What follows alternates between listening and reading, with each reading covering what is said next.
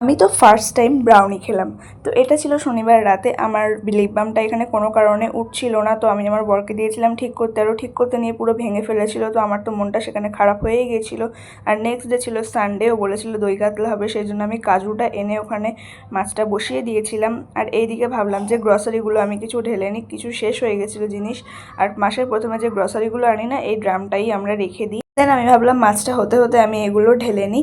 তো এখানে চা, চিনি, দুধ সবটাই আমি ঢেলে নিয়েছিলাম। আর এই আমুল দুধটা কার কার ফেভারিট অবশ্যই কিন্তু আমাকে কমেন্ট করে জানিও। এমন নিশ্চয়ই কেউ নেই যে এটা চুরি করে ছোটোবেলায় খাওনি আমার মতো। তো যারা করেছো এটা, তারা ঝটপট ভিডিওটায় লাইক করে দাও। আর এইদিকে কিন্তু আমাদের মাছ রেডি হয়ে গেছে। দই কাতলা লাভার কারা কারা আছো ঝটপট কমেন্ট করো। আর এখানে খাওয়া দাওয়া করে কিন্তু আমরা রেডি হয়ে গেছিলাম একটা পার্কে। আর পার্কে গিয়েও আমার বর এখানে শুরু হয়ে গেছিলো ম্যাচ দেখতে। কার কার বর এমন আছে একটু বলো তো আমাকে। আর আসার সময় নিয়েছিলাম এই ব্রাউনি আর দুটো লাস্সি। তো আমরা এটা খাই, আর তোমাদের ভালো লাগলে লাইক, শেয়ার, সাবস্ক্রাইব করে দিও। বাই।